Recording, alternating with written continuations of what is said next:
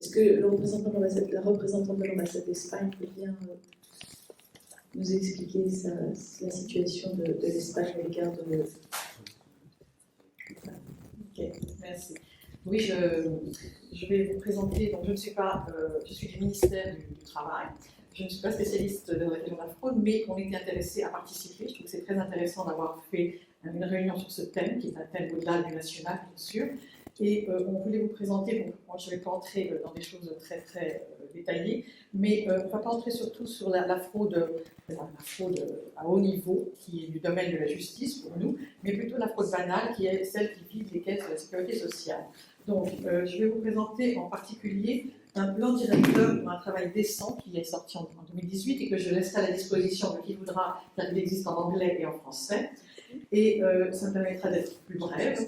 Donc, ce plan directeur, je vous en parle, il est de 2018 et surtout il contient 2 plans d'urgence contre la fraude. Mais contre la fraude, spécialement des embauches temporaires frauduleuses et du temps partiel déguisé, c'est-à-dire que l'inspection du travail va s'intéresser aux entreprises qui font des embauches irrégulières. Je vais vous rappeler brièvement le contexte économique du marché espagnol qui explique un peu tout ça. C'est qu'en 2007, on est en pleine croissance. En 2008, on a la crise économique, mais énorme, puisqu'on a à la fois financier et la bulle immobilière. On se retrouve dans une situation de récession de 2008 à 2013, avec une perte d'emploi énorme, moins 18%, et une augmentation de ce fait du travail non déclaré et de l'économie irrégulière. On met une reprise en 2014-2018 avec une réforme du travail et on revient sur une croissance. Mais si il y a un retour à l'emploi, cet emploi est quand même de très faible qualité, à durée déterminée. Le taux de durée déterminée en Espagne, c'est le plus haut d'Europe, c'est plus haut, c'est 26,6. La France, je crois que c'est 16 et quelques. Donc on se rend compte qu'effectivement, il y a un abus, il y a un usage excessif de ces contrats. Et donc, il y a quelque chose à faire à ce niveau-là. L'inspection du travail a déjà fait beaucoup de plans de lutte contre les fraudes.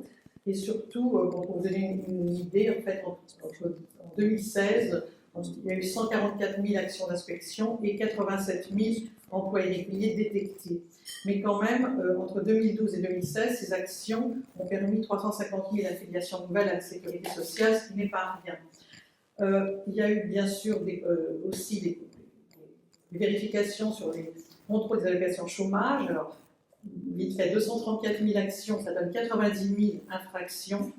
Sur les sociétés fictives, 107 000 inspections, ça donne 82 000 annulations d'inscription d'entreprise. Des redressements de cotisations sociales, il y a eu 133 572 redressements et un montant de liquidation énorme sur une grande période, mais 6 milliards quand même qui sont revenus. C'est énorme. Actuellement, je vous parle effectivement de ce plan de choc. C'est un développement à travers les actions de l'inspection du travail et c'est en 2 phases. On a choisi d'abord de faire on a un outil informatique de lutte contre la fraude qui est assez efficace, où il y a un recoupement de toutes les informations provenant des différentes institutions et organismes du pays, et également des enquêtes précises et parfois individuelles quand il y a un doute sur des personnes précises. Et donc cet outil d'informatique permet quand même de détecter des entreprises qui pratiquent des pratiques irrégulières. À ce moment-là, on envoie des courriers à ces entreprises pour demander la révision, la régularisation volontaire. Elles ont 1 mois pour le faire. Si au bout d'1 mois, elles n'ont pas, on vérifie à nouveau par l'outil informatique si elles n'ont rien fait, eh bien, on a l'inspecteur du travail se déplace sur place et à ce moment-là, les sanctions sont différentes. Il y a un contrôle total de l'entreprise et les sanctions sont fortes. Donc, on est un peu dans cet esprit, un peu comme la France sur le droit à l'erreur, c'est-à-dire qu'on demande d'abord une régularisation volontaire et c'est après que l'inspection prend des mesures plus fortes. Il y a aussi des campagnes régionales, puisque on est un pays où il y a différentes communautés, régions qui ont des problèmes différents, qui ont des niveaux de fraude différents. Donc, on fait des campagnes adaptées aux problèmes posés dans chaque communauté. Et elles apportent également leur appui. Pour vous montrer rapidement un peu les résultats de ce fonctionnement en deux phases, par exemple, on a eu 47 205 contrats modifiés, c'est-à-dire de CDD en CDI, seulement à travers les lettres, les communications écrites, et ensuite 97 269 par inspection directe. Bien sûr, il y en a moins par lettres, mais ça permet quand même d'écrémer un peu et de ne pas faire de déplacement d'inspection quand il y a une volonté de régulariser. C'est aussi une manière c'est une incitation parce que quand on voit qu'il y a un contrôle, les entreprises décident ensuite de passer au CDI directement. Donc on a eu dans cette période de contrôle une grande incitation à l'embauche en CDI. Elles ont augmenté, je crois que c'est la période où elles ont le plus augmenté. Donc, je vous ai parlé, l'emploi des jeunes, c'est vraiment un gros problème. Il y a beaucoup de fraude à ce niveau-là parce qu'on a un niveau de chômage énorme. Et chômage et fraude, c'est vrai que ça va souvent ensemble.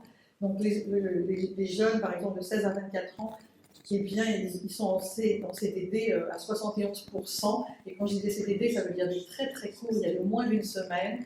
Il y a des faux stagiaires, il y a beaucoup de jeunes qui ont des contrats, on n'arrive jamais à avoir un contrat au-delà de 3 mois. On est le pays qui a sans doute le niveau de contrat de moins de 3 mois le plus élevé, peut-être avec la Grèce, je ne sais pas. Et puis, je n'entre pas dans plus de détails parce qu'on n'a pas trop le temps. Donc, cette révision de l'inspection du travail et de la sécurité sociale, elle a demandé, elle a un impact économique estimé à 30 millions d'euros, ce qui représente une augmentation à peu près de 10%. Alors que ces budgets étaient pratiquement gelés depuis 2012. On a aussi des ressources humaines qui ont été apportées à travers ce plan entre 2018 et 2020. C'est prévu qu'on aura 833 inspecteurs ou sous-inspecteurs de plus à l'inspection du travail, ce qui permettrait effectivement un contrôle plus grand, et des ressources matérielles et une modernisation administrative. Alors, les principaux problèmes détectés, c'est l'emploi intérimaire excessif et l'embauche frauduleuse. C'est une rotation sur le marché du travail avec des contrats à très court terme, je vous disais moins d'une semaine parfois, moins de 3 mois. On était à 38,7% de moins de 3 mois jusqu'en 2017, là ça a baissé, enfin c'est encore un gros problème. On a des heures supplémentaires non payées, des faux indépendants bien sûr avec le problème du travail sur les plateformes qui devient très important et difficile à contrôler. On a des salaires très bas, plus les contrats sont précaires et plus les salaires sont bas. On a aussi des augmentations des accidents du travail et de la morbidité à cause d'un manque parfois de contrôle du contexte du travail. On a fait des mesures opérationnelles sur ces problèmes, je ne reviens pas dessus, on a essayé de montrer tous ces problèmes et aussi de faire face aux nouvelles façons d'emploi, aux nouveaux emplois, à travers régulariser les faux indépendants, déterminer ce qui... Alors, il y a énormément de faux indépendants en Espagne, d'une part à cause des plateformes, mais aussi parce qu'il y a des tas de gens qui, d'abord, ceux qui sont au chômage, parfois aussi, ils ont les indemnités chômage, et puis ils travaillent bien sûr au noir. Et il y a aussi des travailleurs qui, eux, travaillent, mais avec des salaires très bas et qui ont une activité complémentaire, qu'elle soit de plateforme, qu'elle soit de petite entreprise, mais qui n'est pas déclarée. Effectivement, c'est aussi un problème majeur. Alors, je voulais aussi souligner, parce que c'est important, qu'on a renforcé la coopération dans la lutte de la fraude internationale. Parce qu'on se rend compte que, bien sûr, à travers les plateformes et à travers toute la mobilité des personnes, on veut bien de liberté de circulation des sociétés, mais il faut éviter la fraude transnationale et internationale, le dumping social, les sociétés boîtes aux lettres, le travail détaché illégal, dont la France a été beaucoup insisté dessus. Donc, on a pris des mesures de renforcement de coopération, en particulier avec la France et avec le Portugal. Avec le Portugal, on a donc plus de mobilité mais plus de contrôle parce qu'on a créé un espace ibérique de contrôle entre l'Espagne et le Portugal. C'est intéressant parce qu'effectivement, ça nous fait des données générales plus grandes et un contrôle plus facile. Et on a aussi de plus grands échanges de données et d'informations de la part des centres de sécurité sociale avec lesquels aussi on essaie d'établir des conventions. On va aussi se réunir prochainement à la rentrée pour avoir des accords avec certaines administrations françaises pour permettre effectivement de regrouper les déplacements des personnes et les fraudes éventuelles. Donc, on a une nouvelle convention d'inspection de travail France-Espagne, et bon, je ne vous en parlerai pas plus longuement. Je veux simplement finir en posant une question un peu. Qu'est-ce que c'est que la fraude? Pourquoi la fraude? Pourquoi en Espagne et ailleurs? Est-ce que les gens ont une mentalité de fraudeur? Est-ce qu'ils ont moins de morale? Ou est-ce que simplement c'est un problème de manque de confiance dans les institutions? Enfin, en tous les cas, en Espagne, effectivement, il y a eu ça, le manque de confiance.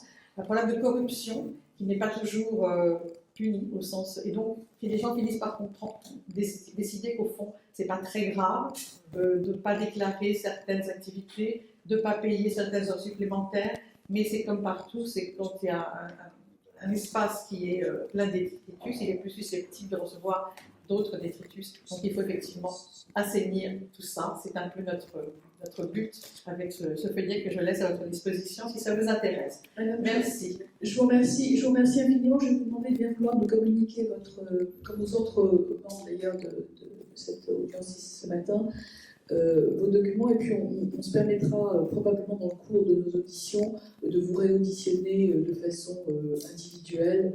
On va probablement y aller. Ma collègue est déjà allée en Estonie, donc on a déjà un peu avancé, puis on va aller en Belgique.